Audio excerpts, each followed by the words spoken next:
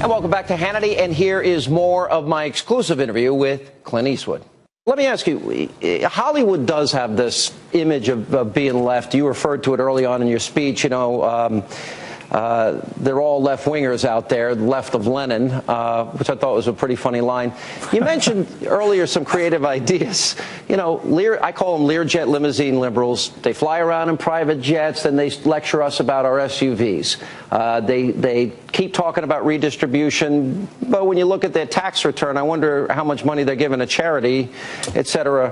Why is it never used to be this way? Why is Hollywood so left in your view? I don't know. I think just the nature. I think coming off of the House Un-American Activities actions in the early 50s, I think caused everybody to move to kind of a left position. I think most people, when they're young, are more idealistic. I know I was. Most people are much more liberal when they're young and growing up, and then after a while they realize that.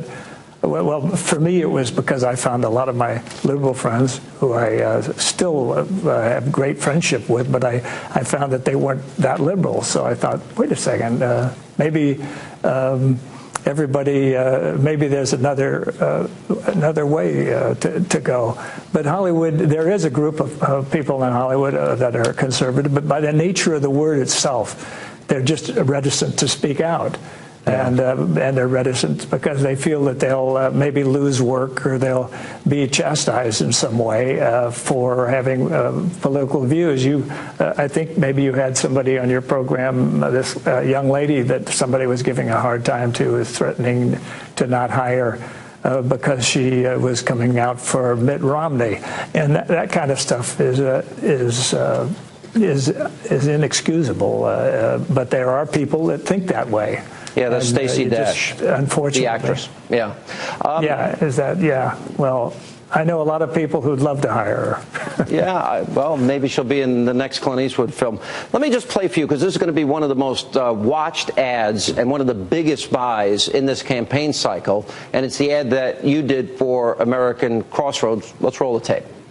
In the last few years, America's been knocked down. 23 million people can't find full-time work. And we borrow $4 billion every single day, much of it from China. When someone doesn't get the job done, you got to hold them accountable. Obama's second term would be a rerun of the first, and our country just couldn't survive that. We need someone who could turn it around fast, and that man is Mitt Romney. There's not much time left, and the future of our country is at stake.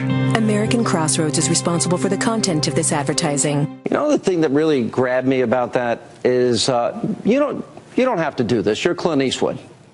You really feel, I kind of feel the same way, so I think I'm identifying with you. But I sensed in that ad, you really feel that the country we grew up in, the land of opportunity, is in jeopardy. Am I reading you right? The reason you got involved in that, you didn't have to get involved in this. Yeah, you're absolutely right. I just felt one day, I tell you, I know some people who we've sit around and we kept complaining, but we never ever step up and do anything. And I finally know some friends, and I've got to give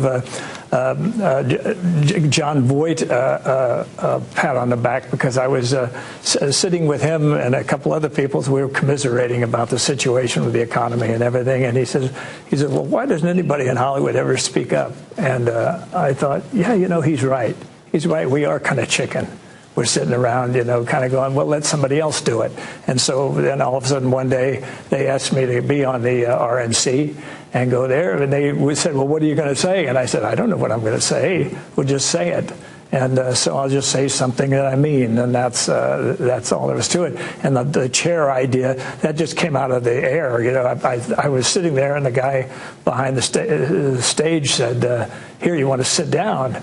And I said, no, but why don't you take that out and sit it next to the podium? He says, oh, you want to sit down? I said, no, just put it there. And so that idea just came out as we were doing it. So it was probably, at the time, I thought, that was really stupid. Why did I do that? But then afterwards, I thought, people started coming up and say, well, that was fun. And maybe a little fun was what I was looking for. I don't know.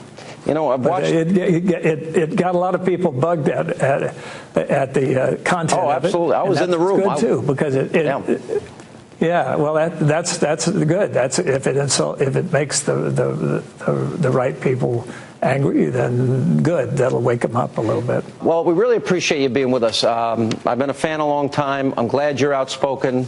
I think you're making a difference. I think the idea that you tell people if somebody doesn't do a good job, it's okay to fire him. It's telling people that maybe believed in Barack Obama. He had 4 years, and we're not better off. So thank you so much, Clint Eastwood, for being on the program, and hope you'll come back again. My pleasure, Sean. And coming up next.